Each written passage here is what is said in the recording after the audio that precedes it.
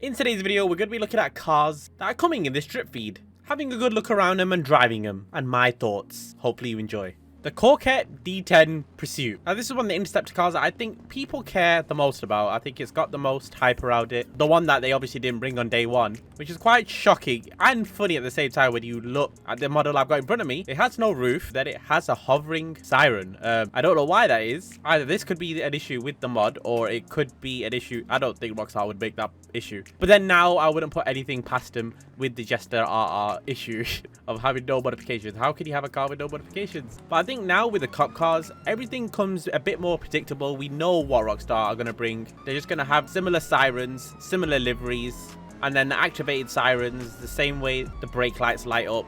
And to be honest, I think it's just cool having these vehicles as an undercover vehicle instead. I don't know who really likes doing the missions or anything with an actual police car. But, you know, there's not much to say when there's already a car in the game with a certain handling physics. There's not much to say about handling when it comes to the cop car variant. It's just normally the same feel and the same physics and near enough the same speed. And yeah, Rockstar just make a killing with them because this car is not cheap. We're looking at a price of 5.6 million non-trade price and then 4.2 million trade price. That is a bit insanity. But if they're going to charge a crazy amount for a cop car, it should be the Corvette one. Not to worry, we do have the roof back on now. And I think if I do buy one, I'm going to make it undercover spec. But I don't think I'm going to buy one. They're just too expensive.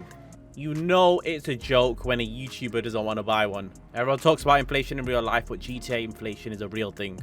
Like, Rockstar, do you really want me to get a modded account at this point? The Vapid Uranus lost speed. Now, this is one that we weren't expecting. Rockstar always bring out those vehicles that you're not expecting. And it costs 1.14 million, which is quite cheap. I think Rockstar know when a certain car is not going to be popular, when it's a niche and people would think it's cool. Like the certain classic car people would think it's cool. They always bring cars out like that and they price it cheap. This is 1.14 million. It comes stock with like the BBS RS type wheels. Now, like most people in the UK will call this a Cosy, but it's the Sierra Cosworth. Not my favorite generation, but they're all cool. And these vehicles, I don't know, they do fit it. Oh, this is quite fast, to be honest. By the way, every single car on this list has been engine upgraded. This is with max engine upgrades right now. And you can definitely feel how light it is. It feels like you can throw this thing around, and that's how it should be as well. But to do with the speed, it's definitely faster than the real life one. Interior wise, we've got, you know, a copy and paste interior, but that's what we were expecting anyway. It's not like miraculously this DLC that we're going to do something different. Oh, I know I'm not supposed to be modifying. It's hard to like not try out the spoilers and see if it has the original spoiler, which it kind of does. It's got two frames holding it up, but that's what we like to see. We like to see Rockstar's little twist sometimes. And let me just show you something. I know I'm not supposed to be showing modifications, but here's the twin, and then here we have triple, where we've got an actual lip spoiler as well as spoilers. I thought it was funny and cool. If you guys know, you know where it's from. I think a GTA does look a bit goofy, I'm not gonna lie to you. I think when you're used to like normal perspectives outside the car, maybe walking, okay, it still doesn't look that good. It looks a lot better in real life. Now, coming to the Corvette D5. Let's get everything out of the way because I've got a bit of an issue with this one. And I think a lot of everyone, especially the LS crowd, will not like a lot of features with this car. The car costs 1.73 million. A lot of you know, based off the Corvette C6. Yeah, it's a stunning looking vehicle. From the rear, it nearly looks identical. Like, I had to pull up Google Images to see the difference. It's shocking. But I'm going to go get in the car now, which is probably going to offend some of you. And you'll probably know once I start driving this car. First of all, the casual startup. Listen. Not too bad, not too bad. I turned the volume up for this. And I apologize for turning the volume up because this is something a lot of you don't want to hear.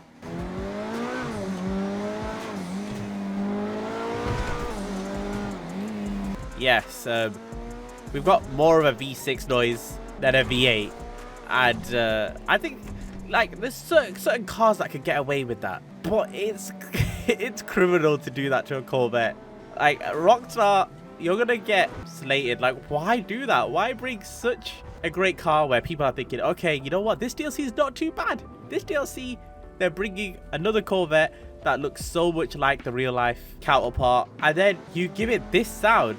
I don't normally go into sounds in GTA unless there's a really nice sound, because all the car sounds are like shared and are tweaked a little, so they do sound quite similar. But we have a similar sound here, and it's something that people are going to hate. Rockstar, why have you done this? I've not even spoke about the handling yet because I'm so annoyed with this. This is also the lowest suspension setting.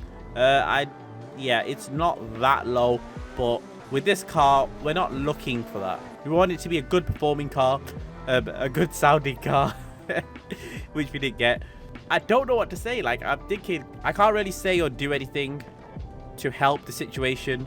This is all Rockstar. I'm not getting involved in this. Send some more hate Rockstar's way. They do things right at times, and then they sprinkle a little wrong in there, a lot in this case. Now the faction Interceptor. I'm not too sure what this is called, but we all are sure that it's going to cost a lot of money. This one costs 4.1 million, and then 3.1 million non-trade price. And it's one, I mean, I'm not looking most forward to this vehicle, and it does raise a lot of questions when you think about it. Why are Rockstar trying to add every single genre of police vehicle? Why are they trying to date back police vehicles? Why are they trying to have modern police vehicles, the sportiest of police vehicles, and the most supercar police vehicles?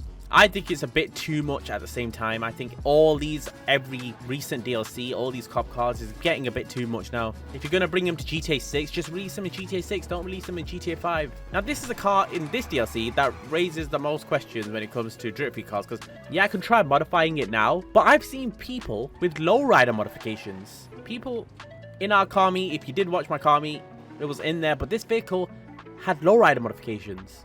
Wow.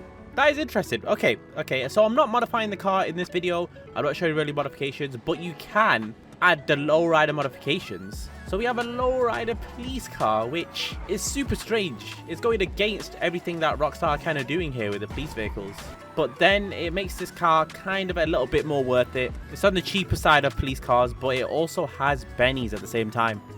The Dominator ASP, I don't want to say much about it because a lot of you know you can already kind of get this in the game if you buy it off someone in LS Car Meet. Again, link in the description if you do want to buy that off someone. I'm sure someone will sell it to you in our Discord. And trust me, you do want this vehicle. It's so cool. 1.9 million it costs. And then you've got a HSW upgrade as well. And if there's something that you take from this video, is to keep the suspension on a normal height. It goes over bumps with ease. The dampening's so soft. This is it on its lowest suspension. But then when you do the high suspension, it's even better. So now we're on the high suspension.